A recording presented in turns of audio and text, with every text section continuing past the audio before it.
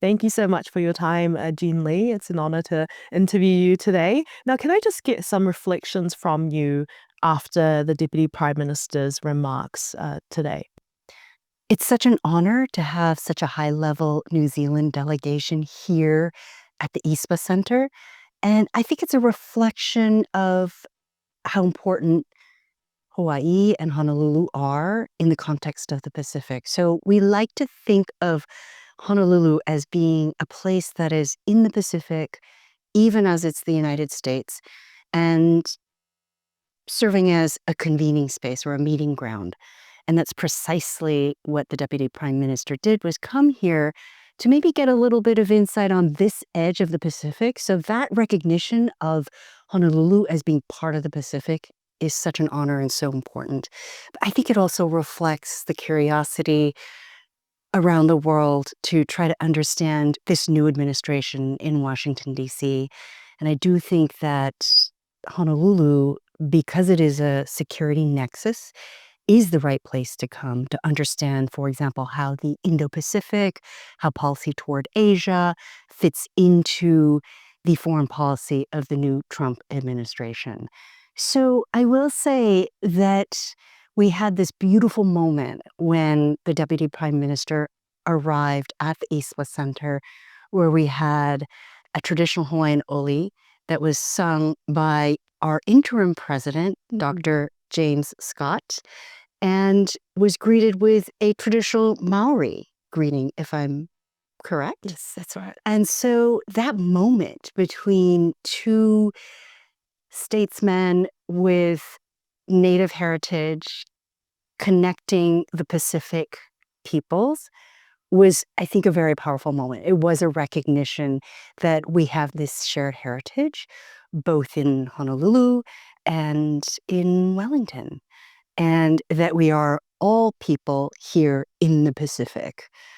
And so I think that moment was very important and very moving, and showed that connection, not just between the ISWA Center and New Zealand, but also as people living in the Pacific. So really important messages, I think, as well. He gave a short speech acknowledging the challenges that we're facing, not only as institutions, as governments, trying to navigate a really uncertain time in diplomacy with so many changes enacted by the Trump administration, but also emphasizing, I think the words he used were prosperous. Oh, I need to look at my notes. What was it? Prosperous, resilient, and secure Yes, I believe so. Pacific. Yes. And I think that those are reassuring words, as well as important. I think the security element is very important, because that is the element that will resonate with Washington, D.C. So understanding not only that we live together as people, but that we want to make sure that all of our peoples live in a secure environment. And that is a message I think that will resonate with Washington, D.C. at this moment. What are the biggest challenges that the East West Center is facing with the shift of government and with the Trump administration coming into power? On the one hand, every institution that receives federal funding is in limbo as the government assesses how to disperse and allocate funding. And that is true across the board. We're seeing many institutions and universities, agencies struggling with that uncertainty. On the other hand, I feel reassured that the ISPA Center, as an institution that focuses on Asia and the Indo-Pacific, is perfectly situated to address a priority of the Trump administration. The one thing, there's been so much change, but the one area of continuity has, over the past several administrations, has been the Indo-Pacific strategy.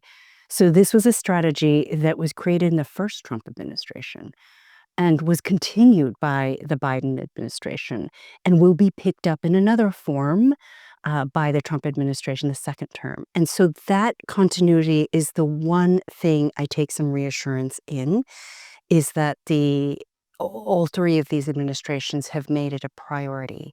Now, we still don't know the exact parameters of the Indo-Pacific Strategy 2.0, but we did have the Secretary of Defense visit recently, making his first trip to Asia and the Indo-Pacific as Defense Secretary. And there was a lot of information to be gleaned from that about the administration's priorities when it comes to the Indo-Pacific. So that is something that I think that we not only take reassurance in, but we have to rise to the challenge and make sure that we are addressing all the needs that come with that priority. So as an institute, as a think tank, as a research center, as an educational center, that will mean that we do have to reassess and consider what our priorities are as well. But the East West Center, I think, is perfectly situated there. So I come from the DC policy world, and looking at everything and looking at the region from DC is very different than being here. The reason I came out here was that I was coming here regularly to speak to the US Indo-Pacific Command, which is headquartered here in Honolulu. And it did make me realize that being here in the Pacific and looking at issues in Asia, in the Pacific, is very different than looking at it from Washington, D.C. Having those conversations around the security issues from here is very powerful. It just seems almost like an abstract idea when you're looking at it from Washington, D.C. From here, it's very real. It's so close. Flying to Auckland, it's an 8-hour direct flight. Fiji, 6 hours. Japan, 7, 8 hours. South Korea, we are within easy distance to countries all over the Pacific and the Asian continent. And that also means that they can easily come to us. And so one of the things that I am trying to figure out is how can the East-West Center really fulfill its role as a convening spot? Just like we had the Deputy Prime Minister come to Honolulu, can we encourage other thinkers and policymakers and students and experts see Honolulu as a convening spot so that we can have these really important discussions at a time of great uncertainty? So it's great. I mean, it's not just the weather.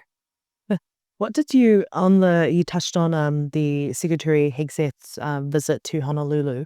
What did you read into his visit, and what signals does it send any signals about the administration's priorities in the Pacific? I do think it's important that he made this trip. Of course, we were watching very closely to see what the messaging would be, and there were a couple catchphrases. America first is not America alone. Now, that is not a new phrase. It's something that we saw during the first Trump administration as well. But I think that message repeated throughout his trip across the region was meant to reassure allies, because we are seeing an America right now that is very America first. And so to reiterate that America first does not mean America alone, hopefully was meant to let allies know that the relationships are so important. But we needed to see something beyond that. It was interesting to see very concrete discussion in the Philippines, in particular in Japan, about some of the concrete ways that they would strengthen those relationships. So in the Philippines, we saw some discussion about improving cooperation that would help enhance the arsenal. So Secretary Hegseth is very focused on what he calls war fighting. And he spoke quite a bit about the warrior ethos. So it's very clear that deterrence is going to be a very important component of his strategy. So it was interesting to see the follow-up discussions on what that might look like. The larger context is rivalry with China, which is what the Indo-Pacific strategy is about. How to deal with a rising China. And I think that's important for us to understand when it comes to the Trump administration's foreign policy. And certainly many of the visits were about addressing rivalry with China, making sure for the United States that they have partners in the region in terms of naval strength, air strength on the ground in a region that is predominantly ocean. So we saw a lot of that. We saw a lot of that, of course, a visit to Guam as well. We saw a lot of that discussion in that visit. So I think that we can certainly glean some of the Trump administration priorities from that visit. So it was important in that sense, just trying to get, it's only been a couple months of this administration. We're all trying to learn what we can. There have been a lot of headlines, but it does take these kinds of visits to get a little bit of the messaging away from the headlines, directly from the cabinet. I also paid close attention to the Indo-PACOM, so the US Indo-Pacific Command commander, Admiral Paparo, was just in Washington, D.C., along with the UN command commander from Korea, General Brunson, and they testified before Congress. And so that is also an occasion to get a bit more of a sense from a security aspect or a defense aspect what the administration's priorities will be. And there was some discussion about the Pacific, and so that was interesting as well. I thought it was interesting. He was grilled by members of the Senate about the freeze in USAID funding. And it was interesting to see him put in a vote of support for the importance of that kind of funding in the Pacific in particular. So that'll be very interesting, that kind of support. He was answering a question. It wasn't part of his testimony, but it was certainly interesting to see that the military, that our commander sees the benefit of that kind of funding in the region. And we will have to wait to see when it comes to USAID as it's being folded into the State Department. And I do think that the Secretary of State recognizes the importance of having some tools for soft power diplomacy, how that will be reallocated, and how the Pacific will be part of that funding. So let's wait and see. On the other hand, I will say I'm grateful in some sense on behalf of some of the countries in the Pacific that the compact agreement does mean that Congress has voted quite a bit of funding for those countries that is not going to be affected by the freeze, as far as I know. There are going to be some programs that will be affected, but quite a lot of the funding that has been going to those countries has been allocated by Congress. So that comes out of a different pool of funding. And finally, what's New Zealand's role when it comes to US and Pacific relations? What role does New Zealand play in all of this, and in your perspective? And could they be doing better? So I will say, in terms of the Indo-Pacific more broadly, New Zealand does quite a lot. Now, we talk about the Pacific, but I will also talk about New Zealand's contributions on the Korean Peninsula, which for the United States is part of the broader Indo-Pacific.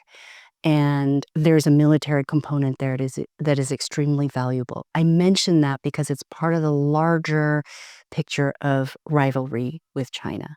Now, for a small country like New Zealand, I think that there's always opportunity to find other ways to be a partner, whether it's a partner with other countries in the region or even partnering with countries in Europe around issues that pertain to the Pacific. Because, of course, we have countries like France that have a stake in the Pacific as well. There are areas where it's not so costly and where New Zealand can have, I think, an outside impact. Some of that is around cybersecurity, intelligence sharing, maritime surveillance. These are all areas where I think New Zealand could think about a role. Disinformation. Can New Zealand partner with entities to try to be part of the solution? Obviously, taking leadership when it comes to climate change and environmental security, especially at a time when the United States is really grappling with its investment in those areas. And so I think that there is ample opportunity. Obviously, there are much bigger countries and players in the region, but there's always still a role to play. And so I think New Zealand's been doing quite a bit, but now is the time, I think, to step up and do even more. But I think it's that shared Pacific perspective that is important to reinforce as well. So finding those connections and recognizing our heritage and our history in these regions and the importance of our role in setting the stage or securing the future, all of that. We have that shared heritage, and we just need to keep remembering that and building those connections. Thank you so much for your time. Thank Really you. appreciate it.